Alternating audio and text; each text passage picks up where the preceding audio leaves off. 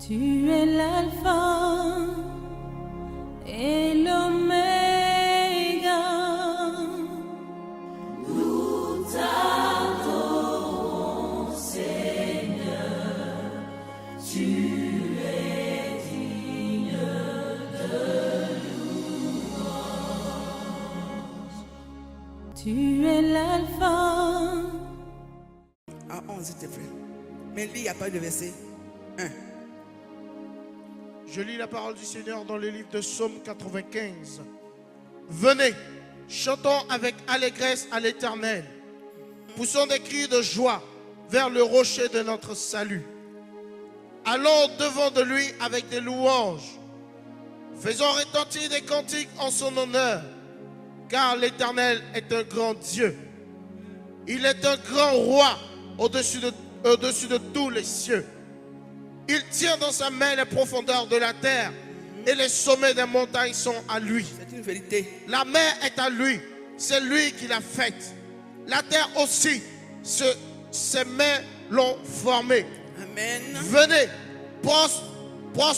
prosternons-nous et humilions-nous. Fléchissons le genou devant l'Éternel, notre Créateur, car il est notre Dieu et nous sommes le peuple de son pâturage, le troupeau que sa main conduit. Oh, si vous pouviez écouter aujourd'hui sa voix, n'endurcissez pas votre cœur comme à Mériba, comme à la journée de Massa dans le désert, où vos pères me tentèrent, me prouvèrent, quoiqu'ils vivent mes œuvres. Pendant 40 ans, j'eus cette race en dégoût. Et je dis, c'est un peuple dont le cœur est égaré. Ils ne connaissent pas mes voies. Aussi, je jurai dans ma colère, ils n'entreront pas dans mon repos. Amen. Amen. Hébreux 4. 1 à 11. Écoutez bien, prenez chacun, qui a une Bible. Montrez vos Bibles d'abord. Montrez vos Bibles. Chacun montre sa Bible, que je vois, Seigneur, que tout le monde a une Bible. Par ce jour-là, Dieu va nous parler. Donc, il n'y a pas de raison que tu ne suives pas ce qu'on donne comme message. Hébreux 4, 1 à 11. Je lis la parole de Dieu dans le livre de Hébreux. Craignons donc, tandis que la promesse d'entrer dans son repos subsiste encore. Alléluia. Qu'aucun de vous ne paraisse être venu trop tard. Car cette bonne nouvelle nous a été annoncée aussi bien qu'à eux. Mais la parole qui leur fut annoncée ne leur servit de rien, parce qu'elle ne trouvait pas de la foi chez ceux qui l'entendirent. Pour nous qui avons cru, nous entrons dans le repos, selon qu'il dit, je jurai dans ma colère, ils n'entreront pas dans mon repos. Il dit cela, quoique ses œuvres eussent été achevées depuis la création du monde, car il a parlé quelque part ainsi du 7e jour. Et Dieu se reposa de toutes ses œuvres le 7e jour. Et ici encore, ils n'entreront pas dans mon repos. Or, puisqu'il est encore réservé à quelques-uns d'y entrer, et que ceux qui a d'abord la promesse a été faite, n'y sont pas entrés à cause de leur désobéissance. Dieu fixe de nouveau un jour, aujourd'hui, en disant, dans David, si longtemps après, comme il est dit plus haut. Aujourd'hui, si vous entendez sa voix, n'endurcissez pas vos cœurs. Car si Josué leur eût donné le repos, il ne parlerait pas après cela d'un autre jour. Il y a donc un repos de sabbat réservé au peuple de Dieu. Car celui qui entre dans le repos de Dieu se repose de ses œuvres, comme Dieu s'est reposé des siennes. Efforçons-nous donc d'entrer dans ce repos, afin que personne ne tombe en donnant le même exemple de désobéissance. Amen. Amen. Hébreux 3, 6 à 13. Vous comprenez un peu tout ce qui se passe, ce que Dieu dit et ce que nous faisons. Dieu dit quelque chose, ils n'entreront pas dans mon repos. Chacun doit examiner sa vie pour savoir est-ce que je vais vraiment rentrer dans ce repos vu ce que Dieu me dit. Alléluia. Continue. Hébreux 3, verset 3 à 13. Verset 6 Verset 6 à 13. à 13. Je lis la parole du Seigneur. Mais Christ l'est comme fils sur sa maison. Et sa maison, c'est nous. Sa maison, C'est nous. répète ça encore, sa maison. Et sa maison, c'est nous. Pourvu que nous retenions jusqu'à la fin la ferme confiance et l'espérance dont nous nous glorifions. Amen. C'est pourquoi, C'est pourquoi, selon ce que dit le Saint-Esprit aujourd'hui, si vous entendez sa voix, n'endurcissez pas vos cœurs, comme lors de la révolte, le jour de la tentation dans le désert, où vos pères me tentèrent pour m'éprouver. Et ils virent mes œuvres pendant 40 ans. Aussi je fus irrité contre cette génération. Et je dis, ils ont toujours un cœur qui s'égare. Ils n'ont pas connu mes voies. Je jurai donc dans ma colère, ils n'entreront pas dans mon repos. Prenez garde, frères, et que quelqu'un de vous n'ait un cœur mauvais et incrédule, au point de se détourner du Dieu vivant. Mais exhortez-vous les uns les autres, chaque jour, aussi longtemps qu'on peut dire aujourd'hui, afin qu'aucun de vous n'endurcisse par la séduction du péché. Amen. alléluia. On va continuer. Hein? Voilà ce que Dieu dit dans tous ces éléments qu'on nous a donnés. À partir de 95, verset 95, le Hébreu 4, Hébreu 3. La chose que nous retenons, ils n'entreront pas dans mon repos. Mais pourquoi? Mais pourquoi? Il dit les pères, nos pères les ont hérités. A hérité Dieu. Par quoi? Par un comportement. Tu vas lire dans Jacques 3, 13 à 18. Et tu vas comprendre. Pourquoi tu ne peux pas entrer dans le repos si jamais tu ne livres pas ton cœur à Jésus qui est son habitation? Il dit, vous êtes ma maison, c'est vous. Et nous chassons ce Dieu par notre manière de vivre. Et il va vous dire comment vous faites et puis il sort de là. Et puis nous sommes assis, nous chantons, nous dansons alors que nous ne faisons pas la volonté de Dieu. Et dans toute la Bible, il dit, faites ce que je veux que vous fassiez. Lui-même, il a dit à son père, que ta volonté soit faite toutefois. Pourtant, il souffrait. Pourtant, il souffrait, il savait que ce qu'il allait aborder était difficile. Jacques 3, 13 à 18.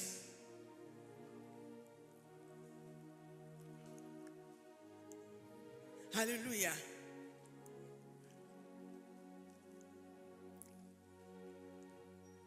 Jacques 3, 13 à 18. Jacques 3, 13 à 18. Je lis la parole du Seigneur.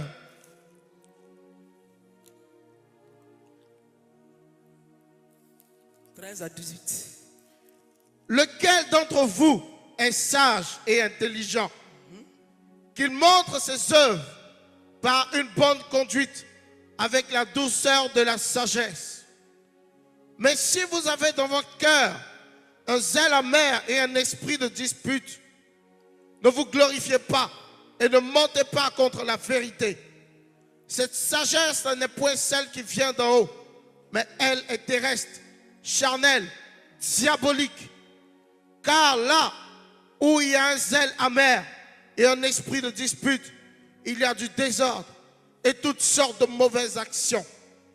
La sagesse d'en haut est premièrement pure, ensuite pacifique, modérée, conciliante, pleine de miséricorde et de bons fruits, exempte de duplicité, d'hypocrisie.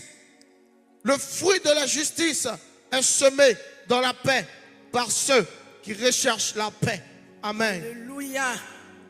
Tu comprenez? Il vous cite. Le Seigneur a cité dans Jacques ce que le cœur contient. Alors qu'en principe, ce n'est pas sa place. Ce qu'on vient de citer ne devrait pas être dans ce cœur-là. Nous allons prendre Galates 5, 13 à 15. Et 19, 21. 13 à 15 et 19, 21. Vous allez comprendre tout ça. Il faut qu'on dévoile ça parce que nous le disons tous les jours.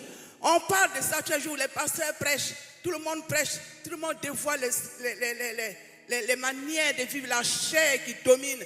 En principe, dans une maison d'esprit, la chair ne doit plus dominer. Galates 5, 13 à 15. Et le même Galates 5, 19, 21.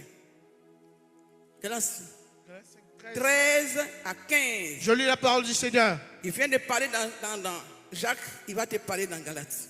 Frères, vous avez été appelés à la liberté. C'est une vérité. Seulement ne faites pas de cette liberté un prétexte de vivre selon la chair. Mais rendez-vous par la charité, serviteurs les uns des autres.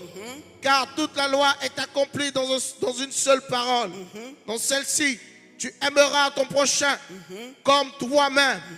Mais si vous vous mordez et vous vous dévorez les uns les autres, prenez garde que vous ne soyez détruits les uns par les autres. C'est une vérité. Je dis donc, marchez selon l'esprit et vous n'accomplirez pas les désirs de la chair. 19, 21. C'est ça? 19, 21. Tu es maintenant sur 19, hein? Verset 19. Verset 19. Et 21. Or, les œuvres de la chair, verset Voilà. 19. Or, les œuvres de la chair sont manifestes. Ce sont l'impudicité, l'impureté, la dissolution, l'idolâtrie, la magie, les inimitiés, les querelles, les jalousies, les animosités, les disputes, les divisions, les sectes, l'envie, l'ivrognerie, les excès de table et les choses semblables. Je vous dis d'avance, comme je l'ai déjà dit, que ceux qui commettent de telles choses n'hériteront point le royaume de Dieu. C'est clair. Mais le fruit de l'esprit, Non, ça s'arrête je là. m'arrête là. Amen. Ils connaissent bien le fruit de l'esprit. Alléluia. Tous ceux qui commettent ce genre d'action n'entreront pas au royaume des cieux. Est-ce que ce qu'on vient de dire, nous faisons partie? Et ça, nous allons aller dans ce royaume que nous attendons bien. Parce qu'il dit, je reviens. Jésus revient me faire quoi? Pour danser avec nous. Il veut nous reprendre. Il a soif de nous reprendre. Dans Jean 17, il a dit, j'ai pris pour ce que tu m'as donné, Père. Et que là où je suis, qu'il soit là aussi. Et qu'il soit un, comme toi et moi on est un. Eux aussi, ils sont en moi et moi en toi. Nous formons un. Donc l'unité. Amen. Il faut que nous soyons un. Ce qu'on vient de citer, est-ce qu'on peut réellement hériter le royaume? Et il n'y a pas de jalousie au milieu de nous. Il n'y a pas d'animosité, de haine, de rivalité inutile. Parce qu'on n'a pas le même mari. Moi, je crois que rivalité, c'était quand on est marié à un même mari, qu'on est deux femmes. Mais ils ne savaient pas qu'un frère allait être rival de l'autre. Tu viens d'un autre pays, je viens d'un autre pays, et puis tu es rival à moi. Pourquoi? Amen. Et le Seigneur qui connaît le cœur, alléluia, il te dit, tout ça je vois. Mais ne t'en fais pas. Ne crois pas que parce que tu chantes bien. Ne pense pas que tu danses très bien. Ne pense pas que c'est toi qui balais cette salle. Ne pense pas que c'est toi qui payes cette salle. Que tu mérites le royaume. Le fond ne me plaît pas. Vous m'avez chassé de ce cœur pour placer n'importe quoi dans ce cœur. Je vous dis tout de suite que vous ne rentrez pas dans mon repos. Ça veut dire que vous n'hériterez pas ce royaume. Parce que Dieu a préparé un repos pour ses enfants. Alléluia. Et ce repos est pour nous. Et ce cœur qu'il nous a donné, ce n'est pas un cœur, n'importe quel cœur. C'est une habitation du Saint-Esprit. Et si l'Esprit est là, et si l'Esprit est là, est-ce que ce qu'on vient de citer vient de l'Esprit? Alléluia. Alléluia. Donc il te dit, fais attention à ton comportement chrétien. Fais attention à ce cœur-là. Parce que ta vie, il dépend. Pour être heureux, c'est ton cœur. Dois lire dans Luc 11, à partir de verset 27 à 28 pour dire quelque chose. Puis on revient. C'est pas fini, il n'a pas fini de parler. Il n'a pas fini de parler. Il faut qu'on soit conscient. Il faut qu'il nous rappelle que nous sommes hors sujet. Nous pensons être chrétiens, mais nous ne le sommes pas en réalité. Nous ne sommes pas. Aucun fruit de l'esprit ne brille en nous. Le cœur rempli de rapine, méchanceté, jalousie, animosité, vol. Le cœur rempli de mépris de l'autre que tu ne connais même pas. Tu parles de lui alors que tu ne connais même pas sa vie. Quand tu l'attrapes, non. Si on ne vient pas au secours de cette personne, elle va mourir de ta bouche. Et Dieu regarde, et Dieu voit tout ça. Alléluia. Et tu conçois entrer dans le royaume des cieux? Non, il dit non. Lui, il a dit non. Il n'a pas dit. Lui, il met point. Il dit non et puis il met le point. Lis-moi ce que tu as. 27 à 28. Luc. Je lis la parole du Seigneur. Tandis que Jésus parlait ainsi, une femme, élevant la voix du milieu de la foule, lui dit: heureux le sein qui t'a porté, heureuse la mamelle qui t'ont allaité. Et il répondit: heureux plutôt ceux qui écoutent la parole de Dieu et qui la gardent. Verset 29. Comme le peuple s'amassait en foule et se mit à dire: cette génération est une génération méchante. Elle demande un miracle. Il ne lui sera donné d'autre miracle que celui de Jonas. C'est bon, ça s'arrête là. Amen. Une génération méchante. Voilà une femme qui voit Jésus. La gloire de Dieu brille sur cet enfant-là. Oh, je voudrais tellement lui ressembler, mais Seigneur, fais quelque chose pour moi. Tellement qu'il est beau, tellement qu'il est merveilleux, tellement qu'il est bon, tellement qu'il prend soin des gens, tellement qu'il est compassion. Quand on crie à lui, il vient. Quand le psaume 107, il a démonté ça, il a dit, les gens qui avaient perdu leur manière de vivre a fait qu'ils avaient perdu toute nourriture, ils n'avaient plus faim. Et à un pied dans la tombe, ils ont sont rappelé qu'il y a un Dieu qui sauve. Ils ont crié à Dieu, automatiquement Dieu est venu à leur secours. Voilà comment est sa nature. Et cette femme-là savait qui était Dieu. Elle regarde Jésus et puis dit: oui, la femme qui t'a porté dans ton sein est bénie, mon fils. Oui, la femme qui t'a donné ses seins pour que tu allaites est bénie. Elle dit: maman, ça là, c'est une vaine gloire. Je suis beau, c'est vrai, je n'ai pas dit c'est mauvais. J'ai tous les dons, c'est vrai. Je parle en langue. J'ai guéri les malades. J'ai fait tout ça, c'est vrai. Mais ce n'est pas ça qui compte. Ce qui compte, c'est celui qui sera heureux, c'est celui qui met la parole de Dieu en pratique, qui la garde. Voilà le bonheur, maman.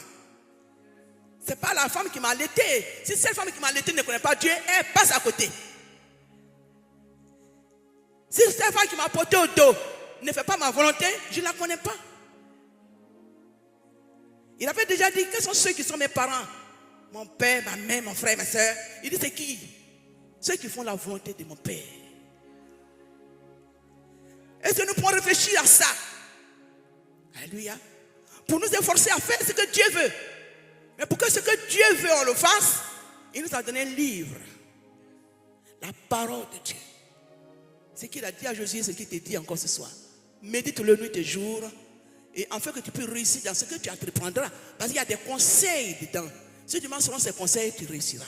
C'est-à-dire, mets la parole que tu lis en pratique. La bénédiction vient quand tu respectes Dieu, c'est-à-dire quand tu obéis. Deuxièmement, quand tu fais confiance à ce livre. Et que tu ne doutes pas dans ton cœur, est-ce que c'est vrai même? Et c'est ce qu'on vient de dire là même, c'est vrai? Et c'est la Bible là même, là, tous les jours on lit, est-ce qu'il y a quoi? Mais c'est ton cœur qui ferme tout. Il te parle aujourd'hui. Tout ce que tu fais, je vois. Mais je veux que tu libères ton cœur. Pour que ce que j'ai prévu pour toi se réalise. Sinon tu pries pour rien. Tu ne peux pas prier pendant que ton cœur est rempli de méchanceté. Tu ne peux pas prier pendant que tu ne salues pas ton frère. Tu ne peux pas prier pendant que tu es plein d'égoïsme, d'animosité. Une personne passe, tu ne la connais pas, elle danse en venant au Seigneur. Alléluia. Tu as commencé à la regarder. Elle dit quoi ça là? Alléluia, alléluia. Et quoi que quoi? Tu as vu ce qu'il y a dans ton cœur? Elle ne sait pas, hein? Mais Dieu a vu. Et maintenant, elle danse, elle s'en fout de ce que tu penses. Ce n'est pas son problème. Elle sait ce qu'elle fait avec Dieu. Alléluia, louange, alléluia, louange. C'est tout. Amen. Et si tu peux acclamer un peu Dieu. Amen. Tu n'es pas caché devant lui. Romains 8 à 11. Alléluia. Dieu veut te parler ce soir. Tu joues avec ton cœur, toi-même. Toi-même, tu dis c'est mon cœur, c'est pas ton cœur. C'est l'habitation du Saint-Esprit. Il t'a racheté à un grand prix. Tu t'appartiens plus à toi-même. Il a dit, ta volonté n'est pas sa volonté. Parce qu'il a payé le prix. Aujourd'hui, on te dit, donc ton petit doigt va couper pour être riche. Tu dis, puis je vais avoir quel doigt? Lui, il a donné son fils. Donc, il a droit sur toi. Lis, mon enfant. Romains 8, 11. Et si l'esprit de celui qui a ressuscité Jésus d'entre les morts habite en vous, celui qui a ressuscité Christ d'entre les morts rendra aussi la vie à votre corps mortel par son esprit qui habite en vous. Ainsi donc, frères, nous ne sommes point redevables à la chair pour vivre selon la chair. Non. Si vous vivez selon la chair, vous mourrez. Mais si par l'esprit, vous faites mourir les actions du corps, vous vivrez. Car tous ceux qui sont conduits par l'esprit de Dieu sont fils de Dieu. Très bien. Alléluia. Voilà la différence. Ceux qui sont conduits par l'esprit de Dieu sont fils de Dieu. Ils demandent pardon. Je vous demande pardon. Je vous conseille de marcher selon l'esprit et ne pas marcher selon la chair. Parce que vous ne devez pas à cette chair. C'est à moi que vous devez, c'est moi. C'est moi qui ai payé le prix. La chair n'a rien fait. Elle vous a conduit dans n'importe quoi. Elle vous a conduit dans l'impureté, dans la débauche. Elle vous a conduit dans le vol. Elle vous a conduit dans l'immoralité, dans l'insolence et l'arrogance. Elle vous a conduit dans les prisons. Elle vous a conduit dans la misère, dans la pauvreté. Cette chair, elle ne peut rien. Tu ne lui dois rien, chrétien. Tu ne dois rien à la chair. Au contraire, l'autorité que Dieu t'a donnée, tu peux dire à la terre, tais-toi. À la chair, c'est toi. Lâche-moi parce que j'ai l'autorité sur toi. Chair. Tu peux dire à la chair, je te lie. Parce que Dieu m'a donné l'autorité de te lier. Te jeter dans le lieu le plus aride du monde. Où le soleil est au zénith. Où ta langue est collée à ton palais. Où tu n'as pas un mot à dire. J'ai l'autorité sur toi, chair. Alors tais-toi. Dieu te dit, tu n'as rien, tu ne dois pas. Quelqu'un a payé le prix. Quelqu'un a payé le prix. Il dit, longtemps qu'on prend pour vous accuser, a été cloué sur la croix de Golgotha. Déjà, il faut le savoir. Il faut connaître tes droits. Et tu as dit à la chair, laisse-moi. On dit sirène des eaux. Oui, mais tu peux dire la sirène des eaux, va-t'en. Tu peux dire la sirène des eaux, je te déshabille là. Je te mets en nu là. Et je te donne dans les eaux, ça là ta place. Et le monde te hue là. Parce que Dieu a dit ça. Colossiens 2, verset 14 à 15, il dit, je l'ai mis en spectacle, je l'ai dépouillé publiquement, humilié, traîné dans mon cortège triomphal. Il n'a plus de pouvoir sur toi. Quelle que soit sa beauté, tu peux la vélir par la parole de Dieu. Je t'avélis sur les eaux. Tu es devenu laid aux yeux des enfants de Dieu. Tu n'as pas de pouvoir sur les enfants de Dieu. Sors de ma vie et pars, nom de Jésus, et ne reviens plus, parce que tout à l'heure on a dit, dans le nom de Jésus, il y a une puissance. Dieu t'a donné une autorité.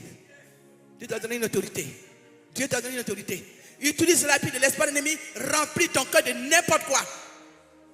Ne laisse pas t'entraîner dans les cortèges misérables. Un genre d'amitié bizarre. C'est mon copain, c'est ma copine, c'est mon camarade. Donc si on dit, pourquoi tu ne mets pas son caca? Pourquoi tu n'as mis personne là, tu ne mets pas son caca? Puisque tu fais tout ce qu'il dit de faire. En caca là tu connais, donc tu es intelligent. Amen. Sagesse. Jacques dit, demande ça à Dieu. Si tu ne connais pas, demande la sagesse à Dieu. Mais la chasseuse terrestre, là, elle est mortelle, diabolique. C'est pas moi qui écris. Satanique. Donc laisse la sagesse de ce monde-là. Je suis sage, je suis intelligent. Quelle intelligence? Pour Dieu ou bien pour qui? Parce que c'est en deux. Amen. Prends pour Dieu. Pour que tu puisses attendre la voix de Dieu. Pour que tu puisses marcher selon Dieu. Parce qu'il a un merveilleux plan pour toi. Il dit prépare un repos pour toi. Sinon, tu n'entreras pas dans ce repos. Ce n'est pas à négocier.